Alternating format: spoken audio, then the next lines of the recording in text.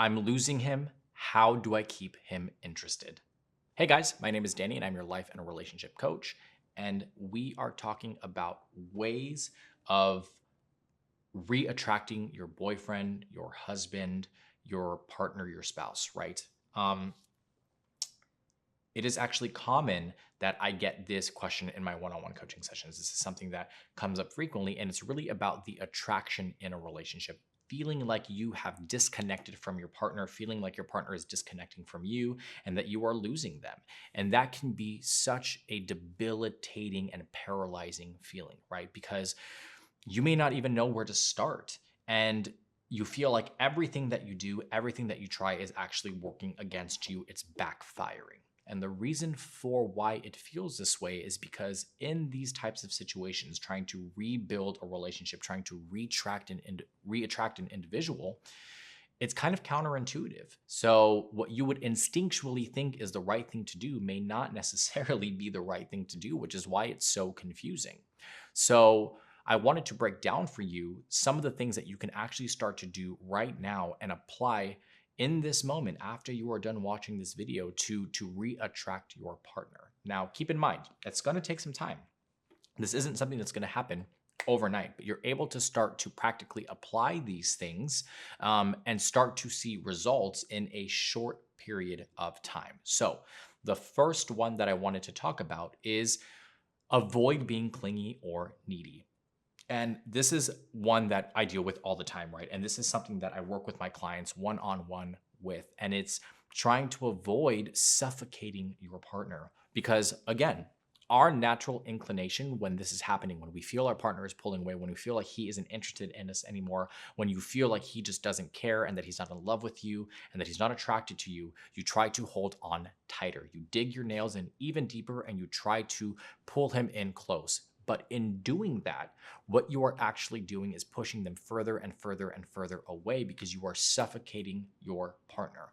And it's very possible that he just needs an emotional break, right? He has things that he is going through in his life, stressors that he has outside of the home, right? So, work, familial issues, problems with friends. Maybe there are issues within the relationship that haven't been resolved. Maybe he's not satisfied with where he's at in his life and feels like he hasn't achieved the things that he wants to achieve. And then on top of that, you are being needy and clingy because you're allowing your insecurities to grab hold of you. And oftentimes what happens is when we let our emotions take the wheel, we make irrational decisions and we are trying to set ourselves up to be successful in regaining the attraction of your boyfriend, of your husband. So the first step, and like I said, is try to avoid being needy and clingy because that will actually only derail the process even more. The second one is focusing on something that I have deemed as the three R's, right? So the three R's stand for reevaluation, reinvestment, and reinvention. And the evaluation part of it is really about taking a step back, reflecting, and asking yourself the hard questions. How did we get here? Why do I feel like my husband or my boyfriend doesn't care about me anymore? Why do I feel this emotional disconnect? Is there anything that I have done in the relationship that led to this? What are his faults in this?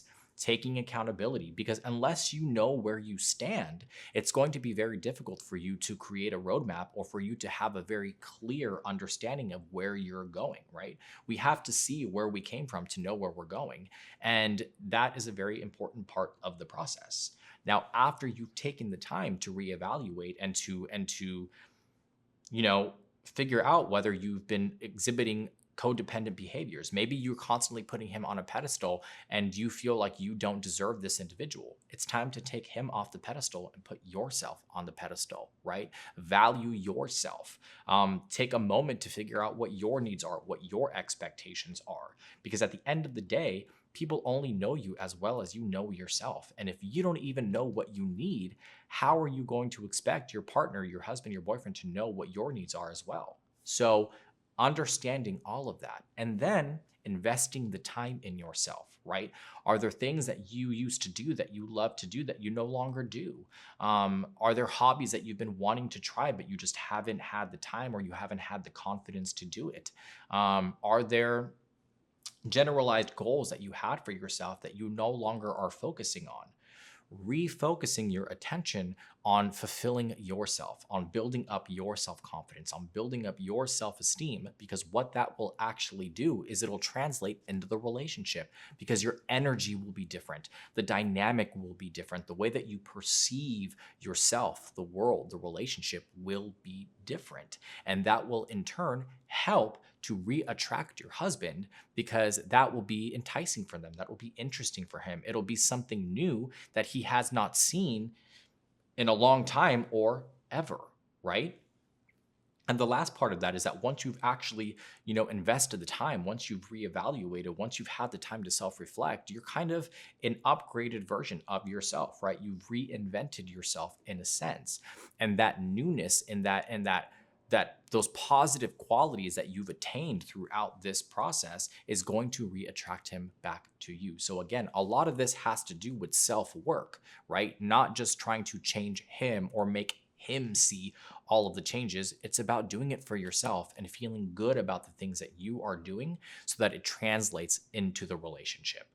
And that goes straight into number 3, which is just having fun, being a little bit more relaxed. Don't be so serious, right? Because if you're serious all the time, if you have a very pessimistic outlook, if you're constantly nagging him, if you're constantly getting into arguments with him, that's not helping your cause. Really, what that's doing is pushing him further and further and further away. And understand something, ladies, men do not like drama. We try to stay away from drama as much as possible. And even for you, if it doesn't feel like you're being dramatic, if it feels like you're trying to just express yourself and get him to understand how you're feeling, there is a way of doing that that is more productive and is more effective. But if you're doing it in a negative way, if you're doing it in a way that comes off as nagging, if you're doing it in a way that results in an argument, then you are not effectively communicating the best. And again, maybe it has to do with his ability to listen. Maybe it has to do with his ability to receive information. Either way, it's about just taking a step back and not viewing every issue as a big issue, right? Making mountains out of molehills. So reevaluate. Is this really such a serious thing? Do I really need to hyper focus on this and bring it up over and over and over again? Or can I just let it go? Sometimes it's about losing the battle to win the war. And many times you will have to make that decision in the moment. Is this worth it? And even if you feel that anxiety, that stress, that I want to say something, take a step back, breathe, right? Pause. And when you give yourself the ability to breathe and when you give yourself that moment to rethink, it will actually help you to decide whether it is necessary or not. And that will help to create more fun, to create more of a relaxed environment, a safe environment for him to want to come back, for him to want to even try and be vulnerable with you. The fourth part of that is plan activities together, right? If you have not spent quality time together, make it a priority. Do things that you guys have been talking about doing for a long time, but just have not had the time or just have not had the energy, or you guys have been so blah with each other that you just haven't really made it a priority. Make it a priority. Try new things together. My recommendation to most people is to create a bucket list together, right? You write your list, he writes his list. You come together, you look at your lists together. If there are commonalities, if there are things that you share common interests in, put those at the top of the list and start checking those off bit by bit, right? Because what that does is that helps you guys to reconnect and bond. And scientifically speaking, it's been proven that adrenaline has a part to do with attraction. So if you're having an experience with your partner that involves adrenaline, you are actually bonding at a much deeper level than if you're just trying to have a regular conversation, right? So outside activities are one of the best things that you can start to do to re-attract your husband or your boyfriend. And I mentioned this before, right? So picking and choosing your battles. What is important and what is not important? If it involves your core values, right? If your husband or your boyfriend is challenging your morals, that's different. I understand why you feel the need to defend yourself. But if it's over dirty dishes in the sink, if it's over, shoes being left in the hallway, underwear being left in the bathroom, him not doing laundry, whatever the case may be, for the moment, Decide whether that is important enough to get into an argument about. And I understand it can be frustrated. I understand that you can be upset and annoyed about it, but the reality of the situation is that it's not the dish that's the problem. It's not the shoes that are the problem. It's the core emotion that's behind it, which is feeling the lack of support, which is feeling that disconnect, which is feeling like you are not emotionally being understood by your partner. So if you start to work on all of these things, all of those things will start to fall into place. And then it's not really about the dish. It's not really about the shoes. It's not a problem anymore. And maybe he will actually start to want to support and engage and do all of those things because he is feeling more comfortable, because he's feeling that, you both desire each other and that there's more of a deeper connection, and he wants to support you in that way. And the last one is communication, right? Keeping that line open. Oftentimes what I find is couples that have been in a relationship for an extended period of time, the conversation starts to dwindle, or it shifts to really just kind of surface conversation, more quantity conversation than quality conversation. So reconnect with him, ask him how he's doing, how his day's going, how's work going. Is there anything that he feels that could be better in the relationship? And having that open dialogue and speaking to each other and expressing those things with each other will help. Now, I understand there are many times in which it feels like you are trying to get through a brick wall to speak to them, right? And if you've exhausted all of your options in regards to communication, then again, try some of these other things to see if you are able to kind of bypass that. Because again, ladies, I completely understand, you can be hearing me say communicate with your husband, and you can be saying, I try that. I've tried to communicate, but he does not listen to me. I get it.